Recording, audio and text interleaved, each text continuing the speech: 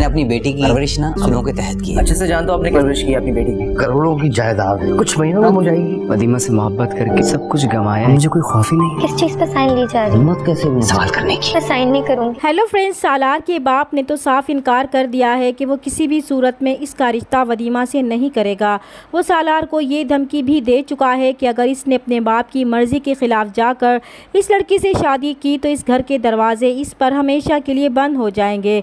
मगर सालार जो वदीमा की मोहब्बत में कुछ भी करने को तैयार है, वो घर छोड़ने के लिए तैयार हो जाएगा।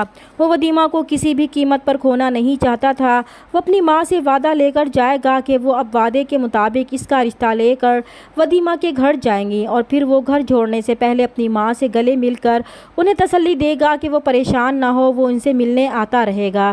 फिर वो वहाँ से सीधा अपने दोस्तों के पास जाएगा तो इसके दोस्त भी सालार के इस पागलपन पर हैरान होंगे। तो सालार इनके हैरान होने पर इन्हें कहेगा कि इसने वदीमा के साथ इतनी ज़्यादा मोहब्बत की है कि इसे जेल तक जाना पड़ा, जिसकी वजह से इसकी बहुत बदनामी भी हुई। इसे घर से भी निकाल दिया गया है, मगर ना जाने क्यों इसे सब कुछ खोने के बाद भी कोई खौफ या पछतावा नहीं है।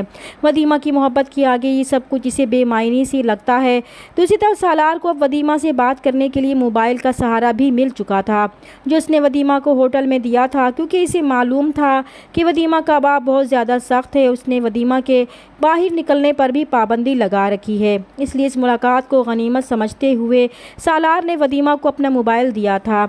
वदीमा जब अपने कमरे में सालार से फ़ोन पर बातें कर रही होगी तो अचानक इसका बाप इसके कमरे में आ जाएगा। तो वदीमा डर जाएगी और मोबाइल अपने पीछे छुपा लेगी।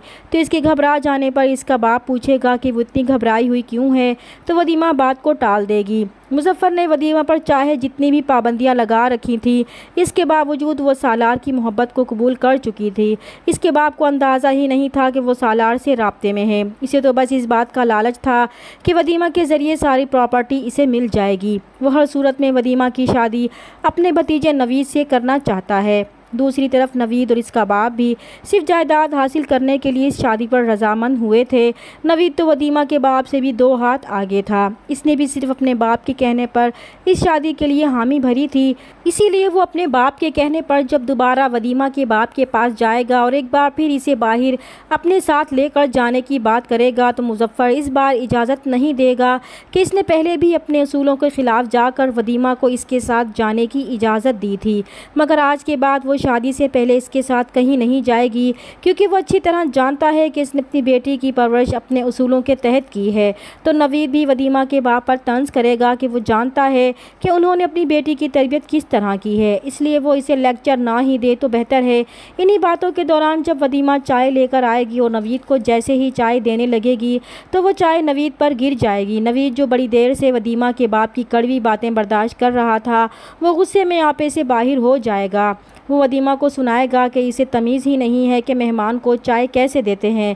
तो मुजफ्फर भी नवीद की ये जुर्रत देखकर गुस्से से आग बगोला हो जाएगा और इसे फ़ौरन वहाँ से जाने को कहेगा। तो नवीद भी गुस्से में भरा घर वापस जाएगा और अपने बाप से कहेगा कि वदीमा जैसी बदतमीज़ और फूहड़ लड़की से वो शादी नहीं करना चाहता। तो उसका बाप उसे समझाने की कोशिश करेगा कि इसे फ़िलहाल ये सब बर्दाश्त करने की ज़रूरत है, क्योंकि वो जितनी भी करोड़ों की प्रॉपर्टी इस लड़की के नाम करेंगे तो वापस उन्हीं के पास ही आएगी। सिर्फ चंद दिनों की बात है, वो सब्र से काम ले। जैसे ही वदीमा की शादी होगी वो प्रॉपर्टी अपने नाम करवा लेगा। दूसरी तरफ वदीमा का बाप प्रॉपर्टी के कागजात तैयार करवा कर इस पर वदीमा के साइन लेने की कोशिश करेगा। तो वदीमा साइन करने से पहले सवाल करेगी कि ये किस चीज़ के पेपर्स हैं। तो वदीमा का बाप इसकी जुर्रत पर गुस्से में आ जाएगा कि वो कौन होती है सवाल करने वाली। तो वदीमा, जिसे सालार की मोहब्बत ने कुछ बहादुर बना दिया था, वो जवाब देगी कि जब तक वो इन पेपर्स के बारे में उसे नहीं बताएंगे तब तक वो इन पर साइन नहीं करेगी। तो वदीमा का बाप गुस्से से आग बगोला हो जाएगा और इस पर और भी ज़्यादा सख्ती करेगा। चैनल पर नए हैं तो प्लीज़ चैनल को सब्सक्राइब कर दें। मिलते हैं नेक्स्ट वीडियो में, तब तक के लिए अल्लाह हाफिज़।